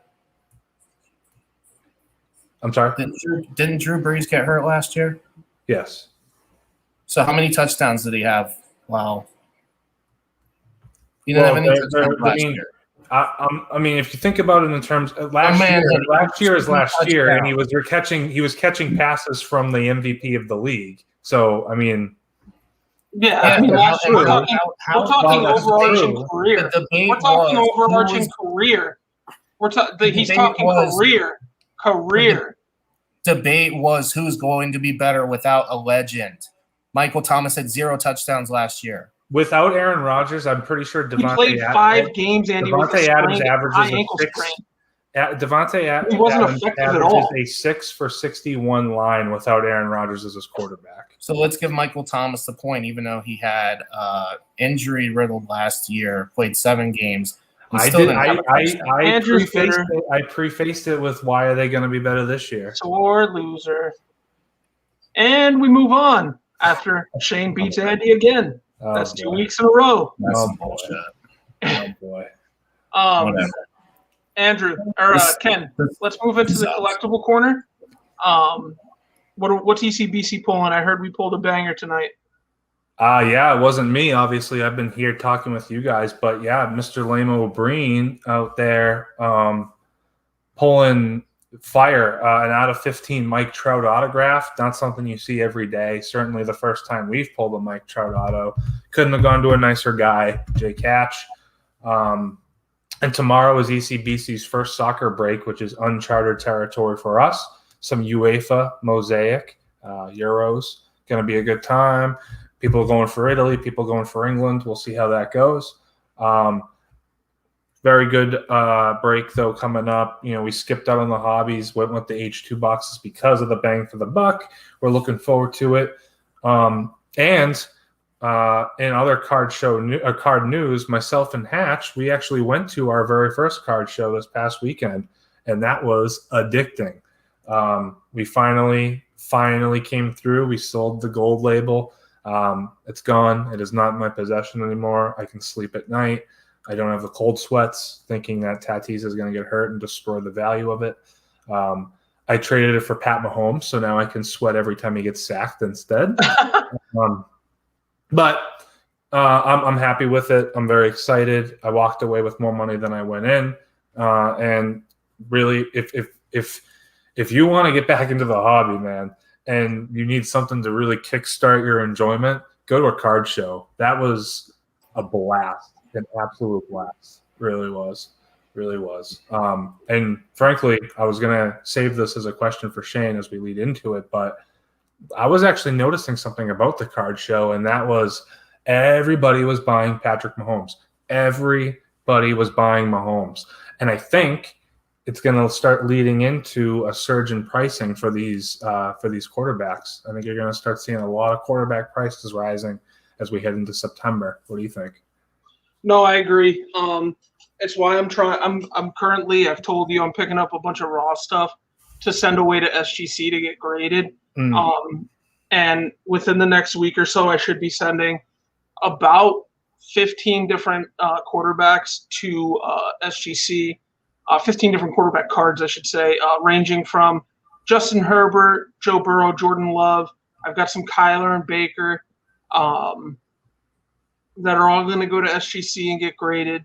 I think this dip that we saw during the summer is definitely starting to pick back up. That dip, that's funny. Gary V said it today. And then I saw prices rise. I saw a graphic, prices rise. Did he say 15%. He said today that cards are not dead. The dip is dead. So he was the one who proclaimed that this whole big crash was coming. And that's what I was wondering is, are all these people who No. proclaimed- Gary V didn't proclaim No, it. That was Vegas Dave.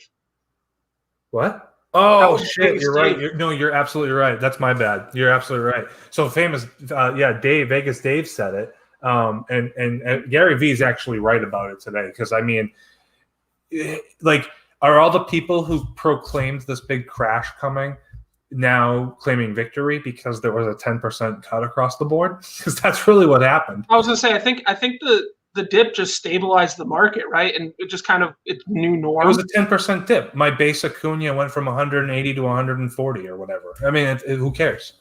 Yeah, I think, and Gary V, after Vegas Dave said that, Gary V came out and said, don't listen to him. He's an idiot. He doesn't know what he's talking about. Because he's upset that he put all this money into Derek Carr, and then the Raiders were talking about getting a different quarterback. Yeah, I remember that. That's true. He put like $2 million into buying like rare Derek Carr stuff because he thought with them moving to Vegas, his stuff would jump because he's not an elite quarterback. I mean, it'd be different if Vegas had Patty Mahomes or even like Trevor Lawrence this year. I think it would be different, right? But you're seeing the market stabilize itself out, and this dip that we saw preseason. Once the Nationals over, like Gary V said, the dip is dead. The Nationals coming, Cards are on the rise. There was that graphic I sent to you today, Ken. What was it, like $840 million were spent on eBay in Q1 just on sports cards? I mean, that's a heck of a Q1, right, Vig? For sure. Yeah, I'll say. Yeah, man. Especially on eBay, right? Buying cards. eBay must have made a killing off that. I don't know what percentage they get off every sale, but they must have made a killing off that, right? I would imagine. I mean, yeah. It's like, I mean, they keep like 10% of all your, I mean, is it 10, 12% of all your final sales? Yeah. So, I mean, you're looking at Estimated that. crazy stuff. And I sent you today, I mean, people want to say cards are dying.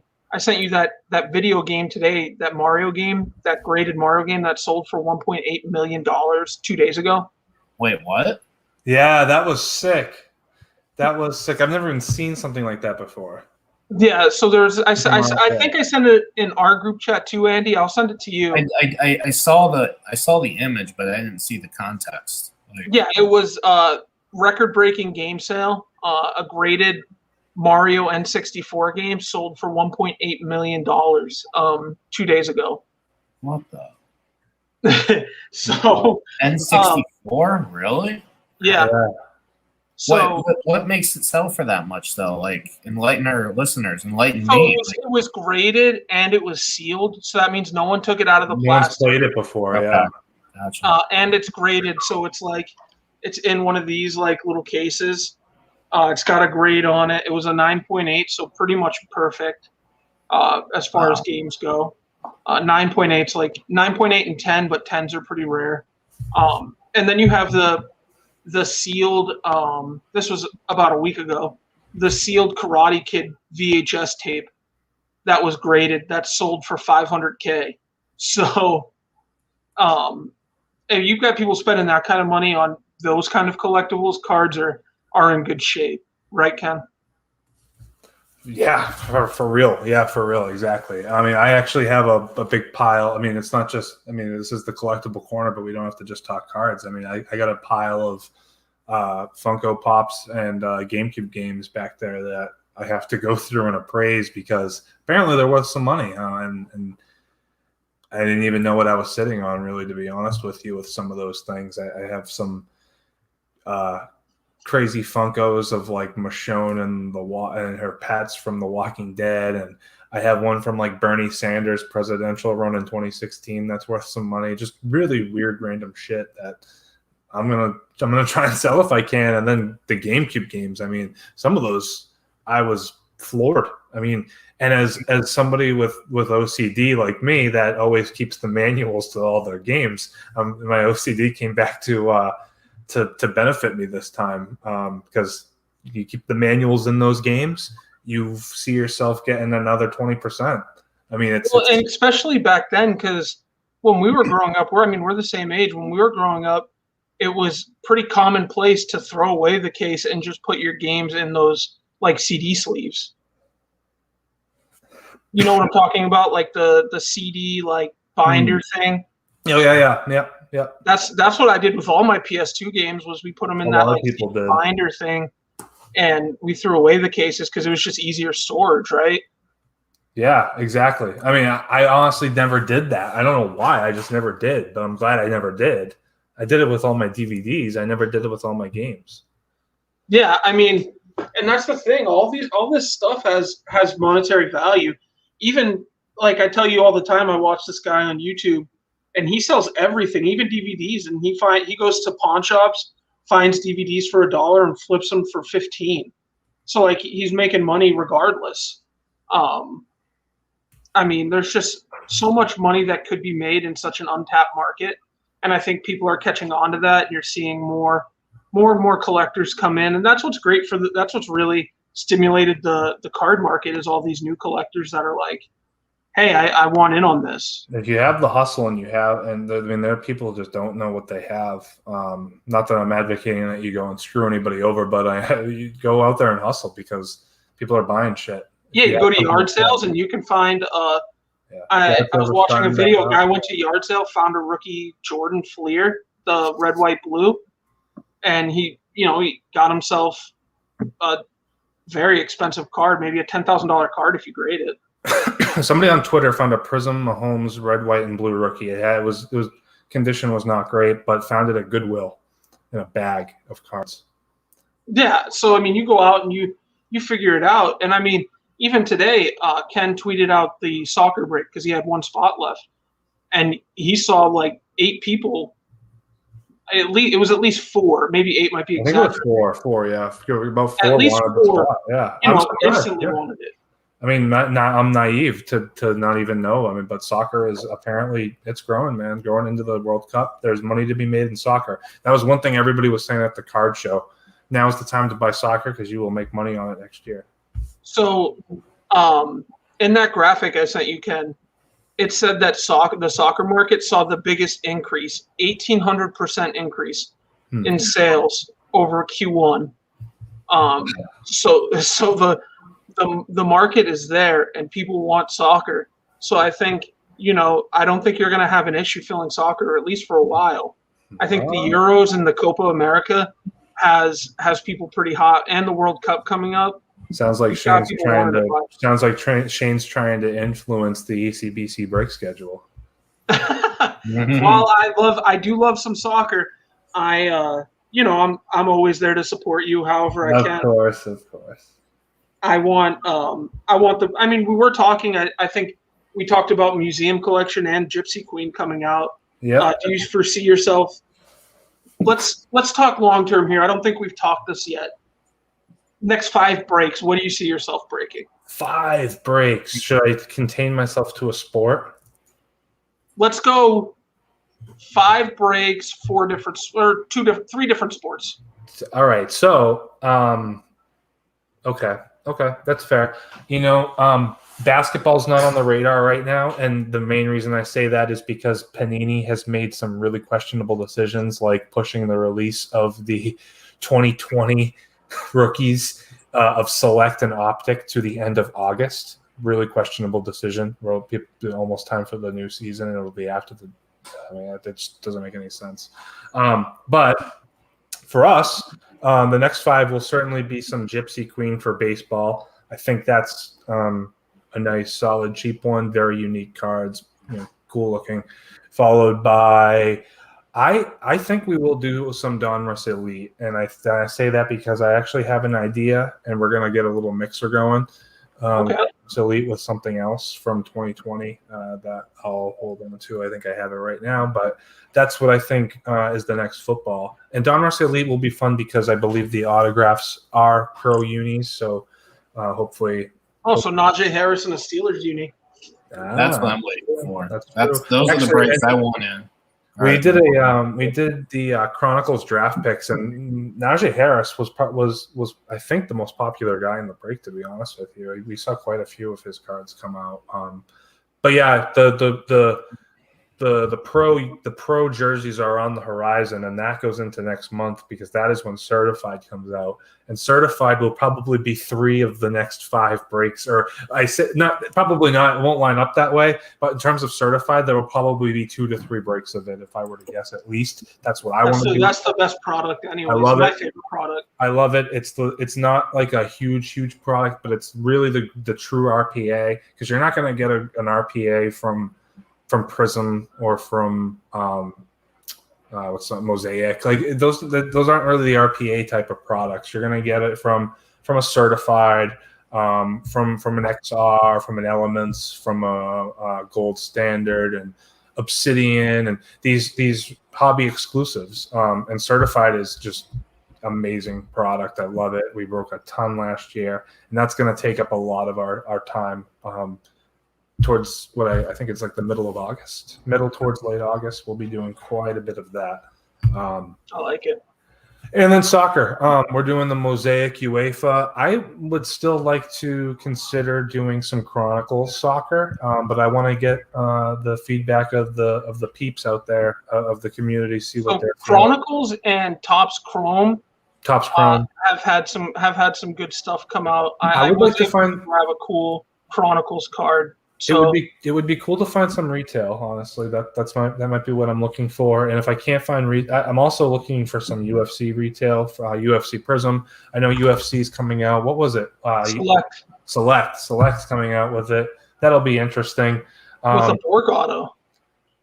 A what? With Bork autos in it. Oh, Bork Laser. That's right. He's got an auto in it. So that people are going to chase for that. That's for shit sure. Oh, yeah. They're going to want heavyweight because they're going to want the Brock. Yeah, there isn't a checklist, right? They're going to want Brock. They're going to want the F5, like I F5 Andy in our Ask Around segment. Yeah. No, I won that one. I won that one. But Ken, I have a question. Hold on, Andy. Records are just out the door now. We don't. Ken, I have a question from one of our listeners.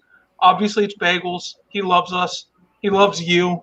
He wants to know, where do you see ECBC in 1 to 3 years? Oh man, what a question! Wow, breaking news from the leader right here. Where do we see from the leader? Where do we see this going?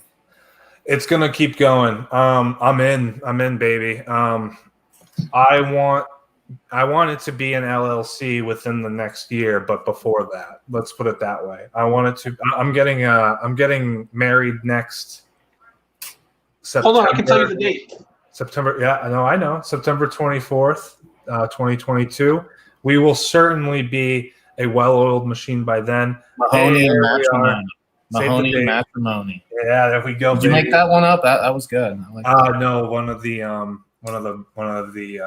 the missus. One of her friends did. One of the members of the party. But you're saying not that creative. Okay. I'm not that creative. No, I wish. It rhymes very well. It's a great play on words. Very, very good. It was an instant hit. It was an instant lock. But ours was getting Viggy with it.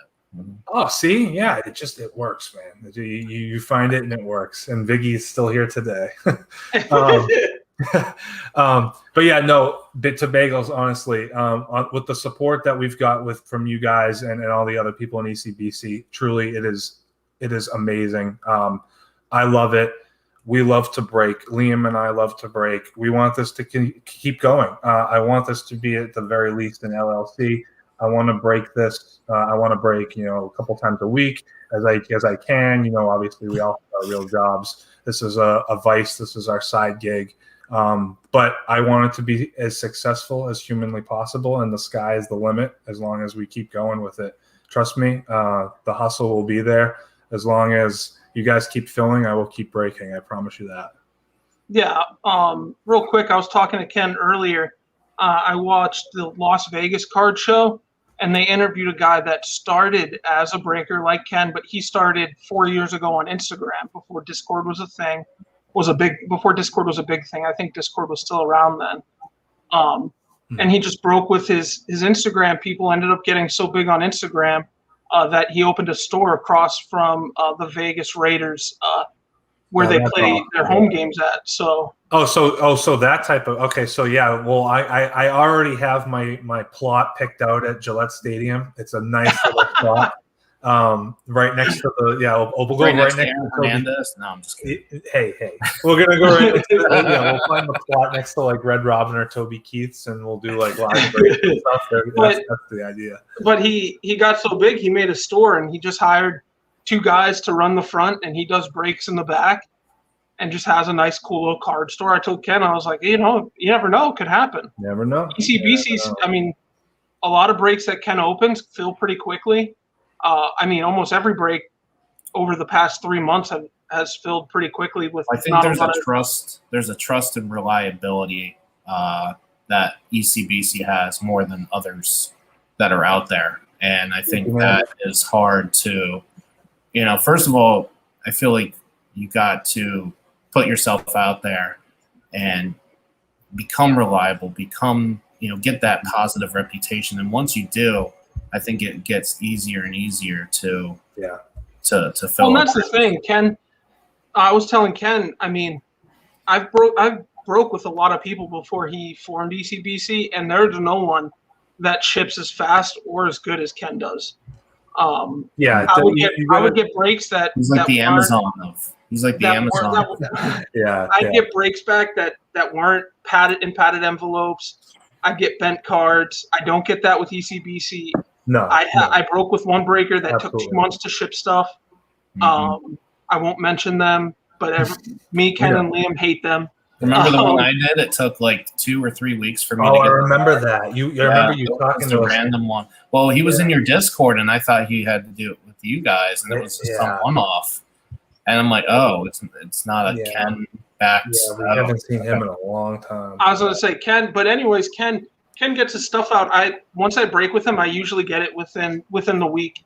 Yeah. Most times it's like 3. Once I see it shipped, I get it in 2 days. If it's gone 7 calendar days since the break, I've done something wrong. That's my opinion. So that's my goal. I usually try, like, if I can break in the middle of the week, that usually gives me so the last couple of weeks, we've been breaking on Wednesdays. I get everything up by that Saturday morning push right before the weekend. It's worked out well. And then I get my stuff on Monday typically, or Tuesday. Yeah. Right. Yeah. So I mean that's the thing you got to do. You it can grow, but it grows based off of the effort that you put into it, and that goes for everything. If anybody like Bagels just said, we're podcasting, breaking. Vicky's doing his bets. Like, you can do whatever you want to do, and the success that you have will be measured by the effort that you put into it, because it's contagious. People just will remember that when I have losing days, I'm putting in a lot of effort. So don't unfollow him, because he's not swinging the bat and he's not throwing the pitches. But I do want to mention before we wrap up tonight, Ken and I think Andy will join when he can. I just got my schedule switched at work while I'm waiting to officially get the word. But Ken and I are looking to do a fantasy podcast once a week. That'll be on the Ask Us Sports podcatcher. So if you can't catch it on the said day of the week, you'll be able to listen to it afterwards. We don't have a set date yet. I'm just waiting to get the word that my schedule's been changed. And then we'll get something out. It could be Ken starts it, and then I jump in once my schedule's switched. We'll figure it out. Yeah, we'll get all that figured out. But Andy will jump in when he can. Andy and I also are doing Big Brother stuff once in a while. Look out for the Survivor stuff that's coming after Big Brother with me and Ken. That shit's going to be fire. The Big Brother stuff seems to be liked, but I think the Survivor stuff and the Big Brother stuff, that stuff is fire. Big Brother could be fun. I mean, as someone who's never watched Big Brother, I should watch it and then come on the podcast. Yeah. See, I think as somebody who's never watched it before, you guys will hear somebody who sounds like a complete idiot talk about the show. My opinion, if you're not doing anything this Thursday, you watch the eviction episode, because you're going to see some crazy shit. Nice. And then when we do another one, I want your God honest opinion on what you thought. However, if you would like I was going to text you this, but I think I'll say it on air. You have Paramount Plus, correct? Because you watched the OG Challenge. Yeah. if you get a chance, you have, I don't know, 2 or 3 hours one day where you're not doing much, watch season 7 of Big Brother, at least the first 2 episodes. I promise you'll be captivated. Okay. Dr. Will is literally it's on your Paramount guy. Plus, right? I've never watched Big Brother, but I already know that I love what are they Chilltown, right? Yeah, Chilltown. Yeah, I Dr. Will love and- Chilltown, and I've never seen Big Brother. I've never seen the show, and I know I love them. So I think you're right. I think I would get into it. I think those guys. Well, Dr. Will is a Rob Moreno of Big Brother. Mariano, sorry. Yeah. He is Okay. Boston Rob of Big Brother. So I think you would be, but I think he's maybe funnier. So I think you'd actually really like him. Bagels will be here for Survivor. We should preface because the Survivor show, I think, we know a little too much about Survivor. I think Vice versa. I'm gonna have to get into Survivor. Yeah, we know. Like I know personally, and I know Shane. We both know a little too much about Survivor. It's great. It's a little obsessive, but any Survivor show that we do will be better than it has any business being, I think. So Ken, after this episode, we're done filming this. I will be filming my very first video confessional, actually, for an org that I'm playing in. Nice. I'll send you the link. And then upload it. I got to get my audition tape ready for when I go on the real show. That's why I'm waiting for Shane to go on Big Brother. That's what I'm waiting for. Shane is the prototypical guy who goes in and he's like, I got this really good game plan, and then he goes like 2 or 3 rounds, gets bored, and explodes. Yeah, Shane will be a Frenchie. So that's actually what happened week 1 of Big Brother. He went in there with like the perfect plan. All the Twitter people loved him. The whole house loved him. And then he got bored and blew up the whole house. So that's actually what's happening currently on Big Brother. He was literally pacing around the house. He was literally pacing around the house thinking, who can I talk to next? Who can I try to strategize with? He trapped 3 girls in a room for an hour to talk game with them. And none of them wanted any part of it. So, but anyways, like I said, we have some more some different shows, get some different audiences involved. We've got stuff coming down the pipeline. Themed specials, if you will. Yeah. The Survivor stuff, I think, will be. Me and Ken will figure it out, but I'd like to do weekly recaps of each show Wednesday. It has a date change. September 22nd, right? Yeah. Yeah, that's. I think that's the day that Big Brother ends. It usually is. Is the Survivor typically on right after Big Brother on finale night? Yeah. There you go. Oh yeah, maybe you're right. Yeah. So we've got stuff in the works, guys. We're always working behind the scenes. Ken's got the breaks. The breaks are fire. Andy's got the fire bets. He's switching stuff up. Football's coming up, so he's going to have some cool bets for that. Pro unis are coming up. He's going to have fire for Ken's going to have fire for that. I'm going to come up with some fire stuff for the podcast. We've got some fire guests coming up that I've talked with. The whole place is burning down. We're going to need a fireman. But Andrew, tell everyone where we can find you. There we go. Biggie Bets right there. Have a lot of great stuff coming out for the second half of the baseball season. I'll be tweeting out a couple of new bets that I'll be experimenting with here as we get into the second half of the season. And I know, Shane, you mentioned football. We're right around the corner with the NFL and college football here within the next, 90? Well, I'm going to say 90. I'll say 2 months even, 60 days. Yeah, right? 60 days. 60 days. So I will give you all a hint. I am a huge teaser guy when it comes to betting NFL and college football. So we may dabble into a lot of teasers for the upcoming year, but we'll have a lot of great stuff from the baseball side, and I'll be previewing some football futures and bets as well as we get into the August and September months. Is there an NRFI equivalent, like a no opening drive score? It could be a touchdown first drive, right? Yeah. It could be, over under for the first quarter, right? Those bets like that. There's plenty of those to get into, almost like hockey, right? The over under 1.5 bet. in the first period, those type of bets. I love those as well. So yeah, we'll get into that for sure coming up here soon. Ken, tell us where you can find you and you guys know my handle is right there, Kenbo J Slice, and at EC Breaking Co will be where you can find me for all things cards on Twitter. There are the social handles right there, nice and blurry for you. But that's us. Go ahead, give that a scan if you want to join our Discord.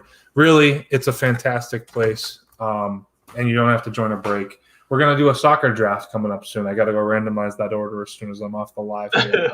We'd love to have you guys come and join us, talk cards. We all went to card shows last weekend, and everyone's posting the shit that they bought. It's a fun time, man. Everybody takes a lot of pride, so we'd love to have you. For sure. And you can find me at Ask Us Sports, which is right there. Or you can follow me at my personal, S_Miller_27. If you have any questions, always tweet them at me. I'd love to put them in the show script. We're here to answer. If you have any personal questions, please hit me up. Like Ken said, join the Discord. Even if you don't intend on buying in breaks, just the community aspect is amazing. I've made some lifelong friends from ECBC's Discord that I talk to daily, such as Hatch and Sandy. So there's some really good guys there. People always trying to help out. Definitely join that. Anyways, we love you guys. I appreciate the support. Ken appreciates the support. Andy appreciates the support. But yeah, that's all I got for you guys tonight. I hope everyone has a great night. Love you guys. Bye, guys.